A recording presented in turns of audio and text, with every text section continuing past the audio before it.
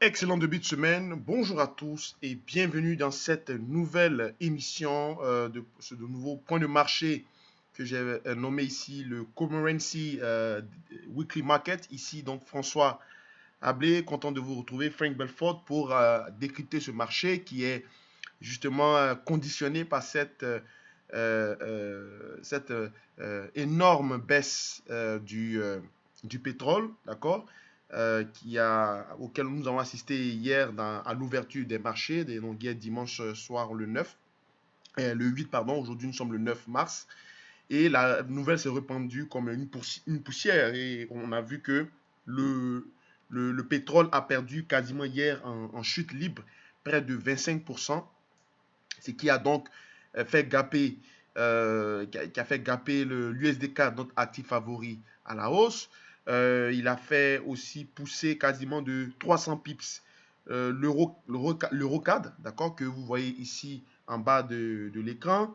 Il a fait également pousser l'or, mais bon, il a fait monter l'or, pas dans la même proportion que nous avons eu sur les autres actifs qui sont reliés directement au pétrole. Mais quand même, l'or a atteint la barre des 1700, d'accord. Et je vous avais dit que mon objectif sur l'or était aux alentours des 1760, 1780, d'accord, avant de parler d'un éventuel retournement baissier, ok. Alors, bien sûr, cette nouvelle qui est arrivée sur le pétrole, il s'agit bien sûr de la guerre des prix, hein. C'est une guerre des prix entre l'Arabie Saoudite et puis l'Arabie Saoudite qui est quasiment le leader du groupe de l'OPEP et puis la Russie qui est le leader du groupe des OPEC+, c'est-à-dire les 4 membres qui se sont joints au collectif des pays producteurs. Et n'oubliez pas que chacun a son syndicat, d'accord. Au niveau de l'Agence internationale de l'énergie, les pays de l'OPEP ont leur syndicat.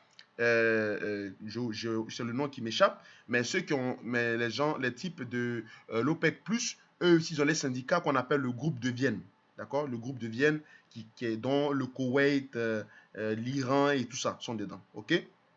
Donc cette dissension qui a été créée par, on va dire, une guerre des prix entre l'Arabie Saoudite et la Russie, donc les deux grands leaders, les deux grands pays producteurs phares de ces différentes organisations et représentations, est partie sur, on va dire, un clash au niveau de l'ajout, d'accord, au niveau d'un ajout euh, des différentes coupures qui étaient déjà établies sur l'offre. Parce que vous savez qu'actuellement, la demande, la demande globale qui est matérialisée par la Chine a fortement diminué à cause de la pandémie du coronavirus. Donc, on se retrouvait actuellement à une offre excédentaire par rapport à la demande. Donc, ça mettait pression sur le prix.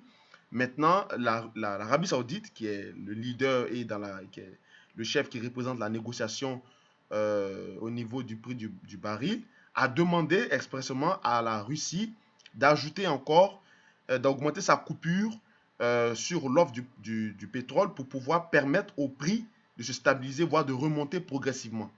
Et la Russie a décliné l'offre. Pourquoi? Parce que la Russie accuse les États-Unis de cibler quelques entreprises pour les pénaliser, hein, pour les pénaliser et leur mettre des sanctions tarifaires au niveau de l'exploitation et de l'exploration des eaux profondes pour des pipelines. D'accord. Donc, du coup, cette proposition qui avait été, on va dire, supportée par les Saoudiens, mais apparemment qui venait de Washington, les Russes ont décliné cette offre. Et les Saoudiens ont dit aux Russes que, vous savez, nous sommes dans un monde, dans un jeu de commerce international, chacun doit y trouver son bonheur. Alors, si vous voulez faire la loi, eh bien, nous aussi, vous allez voir que nous principalement, nous, on s'en fiche que le prix du pétrole soit bas. C'est juste pour arranger les autres pays producteurs. Donc, si vous ne voulez pas écouter et aller dans le même sens du consensus, nous, pomper, on peut produire quasiment 10 millions de barils le mois prochain, à partir du mois prochain. Vous voyez, donc c'était une menace ouvertement. Et c'est cette menace-là qui a été, c'est là-dessus que les représentants de l'administration de Vladimir Poutine et celui de l'administration saoudienne se sont quittés. Et ça a été relayé dans les médias. Et on a vu donc à l'ouverture un gap de cette ampleur qui a quasiment, c'est-à-dire on a atteint et même dépassé l'objectif sur le pétrole. Parce que quand vous vous souvenez, avant ce nouveau format de cette émission, nous avons pris l'habitude de tracer le range qui est ici. Hein, le range qui est ici. Voilà. Ce range-là. Je vais enlever ce niveau. Donc ce range qui est ici, nous avons pris l'habitude de le tracer et nous avons pour objectif théorique en reportant ici. Vous voyez, on est arrivé, on a cassé même l'objectif théorique. On a dépassé ça.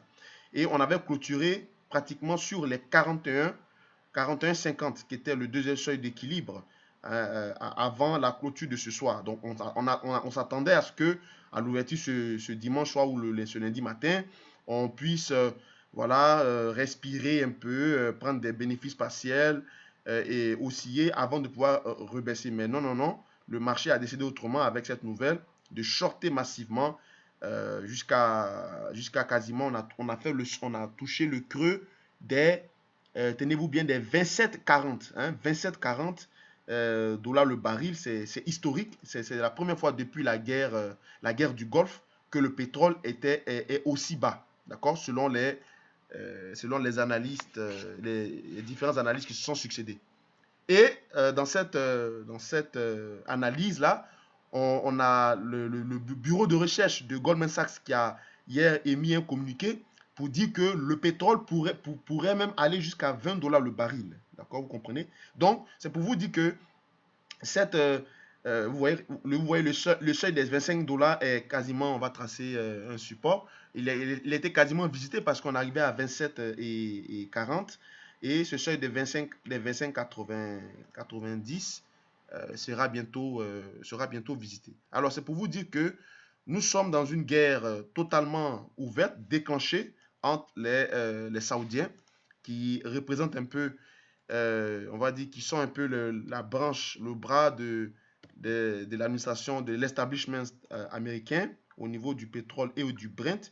Et puis, entre ceux-là et la Russie, qui aussi joue le rôle de troupe faite avec les pays comme l'Iran, ok, au niveau du jeu commercial sur le baril du pétrole. Regardez bien, vous voyez que ce sont des niveaux historiques. On n'a jamais été aussi bas depuis les sommets de 2008-2010, où on était quasiment à 150 dollars le baril. Donc actuellement, on est dans une guerre extrêmement importante entre les pays producteurs. Bon, ce mouvement-là, il était trop tard.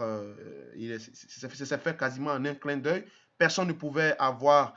Bon, c'est vrai que nous avons développé cette opinion durant ces émissions. Nous connaissons le contexte et les enjeux. C'est vrai qu'on savait que le pétrole était dans la disposition baissière. Mais ce que je veux dire, c'est que personne ne pouvait, on va dire, anticiper qu'on aurait cette décision, ce vote-face de dernière minute de la Russie, et puis que ça se décide pendant la fermeture des marchés pour qu'on ait un gap de quasiment 25% à la baisse, d'accord? Parce que les overweek sont toujours très difficiles à canaliser, à trader, et c'est un gros risque majeur de laisser sa position de laisser sa position en cours pendant le week-end. Donc, du coup, il ne faudrait pas vous en vouloir parce que ça fait trop vite, d'accord? Mais pour revenir également sur l'USD-CAD, comme je vous avais déjà communiqué, moi, bon, le bonheur des uns fait le malheur des autres. Hein, j'avais déjà acheté l'USD-CAD à 1,3300. Donc ici, vous vous souvenez, je vous avais montré dans l'émission précédente, notamment le débriefing. Et ce matin, j'arrive, je vois mon compte exploser à cause du pétrole. Bon, tant mieux. Mais l'objectif, c'est d'aller visiter, encore une fois de plus, les 1,38 et 1,40 et ainsi de suite. D'accord? L'objectif, c'est d'aller viser ces seuils-là. Parce que là, on est dans un marché totalement dont le contrôle a été pris totalement par les acheteurs, compte tenu du fait qu'on a invalidé cette cassure ici de ce canal ascendant, cette cassure par laquelle nous sommes sortis depuis l'été 2019. qui n'a pas été respecté. On a rangé pas mal et on a réintégré ce canal qui est ici, ce canal ascendant, pour aller viser le seuil des plus hauts. Si vous regardez un peu la séquentielle sur l'USD CAD, on a eu toujours des corrections majeures, consolidation en termes de canal, correction, consolidation également ici, mais le moment où on devrait sortir par le bas, le marché a invalidé et on reprend le chemin vers le haut. Donc, ce qui veut dire que actuellement, les acheteurs ont pris la main. D'où certains analystes également qui ont évoqué ce canal ici, certainement que certains parmi vous ont vu. Hein, voilà, ce canal-là. D'accord, donc on est dans ce canal et on pourrait naturellement regarder l'objectif théorique de ce canal ici en mauve qui est en train d'être travaillé. Je vais simplement le dupliquer. Voilà, tac. Donc si je le mets ici, voilà, on est quasiment arrivé à la fin, vous voyez. Donc on vise les 1,38 250. D'accord, 1,38 250, c'est pas mal le terminus parce que là ici on est monté jusqu'à le plus haut a été fait de 1. On a fait 1,37 610. Vous le voyez quand je lis ici à l'écran. 1,37 610 a été le plus haut de ce mouvement causé par le pétrole. Vous comprenez? Donc, c'est absolument très intéressant. Vous voyez, on est en train de tester la seconde résistance ici.